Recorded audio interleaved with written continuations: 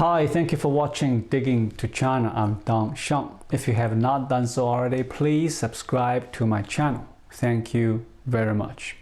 The average starting salary for college graduates in 2022 was the highest in 10 years. 6.1% of fresh graduates were paid a monthly salary of over 10,000 yuan, that is $1,437.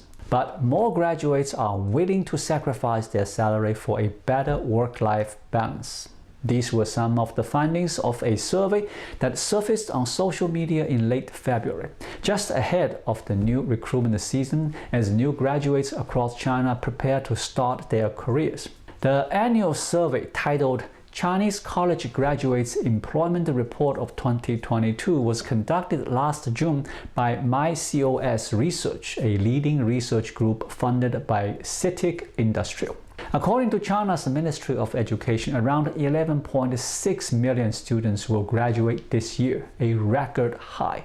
According to the survey, the average monthly salary for 2021's undergraduate is 5,833 yuan, marking a record high in 10 years, though still way lower than the expected starting salary of 10,000 yuan per month. The report also shows that the majority of starting salaries range between 4,000 yuan and 6,000 yuan. Only 6.1% of fresh graduates were paid over 10,000 yuan, though it was around 2 percentage points higher than what was the class of 2020 earned. The survey also found that many graduates choose to sacrifice their salary in return for a job that offers more happiness. Such jobs, which usually entail social responsibilities including doctors, lawyers, and working at state-owned enterprises, where welfare benefits are better. The conclusion echoes another survey conducted by 51 Job earlier in January, which found that a vast majority of those interviewed were willing to take jobs that paid less and were less tiring, and over 80% of surveyed human resource managers agreed that the workload was the most important factor for modern employees. One of those is 22-year-old Yvonne Yang, who will soon graduate from a top Hong Kong university. I was thinking about becoming a carpenter upon graduation. As expected, my parents, who paid my tuition fees, rejected the idea. I'm just tired of the endless competition. I want to have my own life, she said. Yang submitted her first job application before Christmas and has handled in between 1 and 2 interviews every week since then. But until now, she hasn't got an offer that matches her expectations. Whatever happens, happens. If I don't get hired, I will go home and take a gap year and be a happy carpenter, said Yang. Zhu Yawen, a 26-year-old studying in Beijing who will graduate this year, said she's still trying to balance the pressure amidst her career and life. It's so hard to get a job this year in this current economic climate, said Zhu. I have an offer from a state-owned enterprise, but am still wavering as the pay is too low. The work there won't be too tiring. I'm afraid I'll get too lazy. I'm also worried that I'll eventually lose out if I don't get a good enough job when everything is centered on work, said Zhu.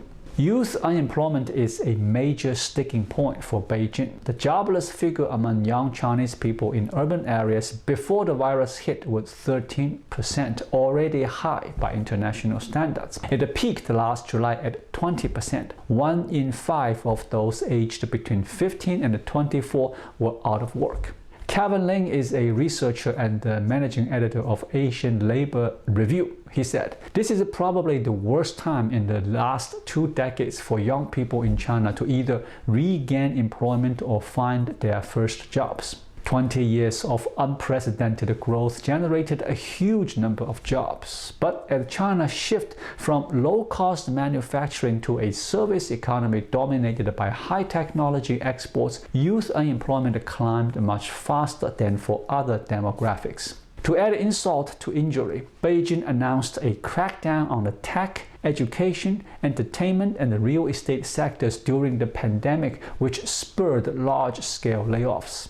Gaming giant Tencent, online retailer Alibaba, and the social media firm Weibo are all big employers of young, highly educated Chinese workers, and they have all announced job cuts in recent months. As the property downturn took hold, one real estate developer last year fired 90% of its staff.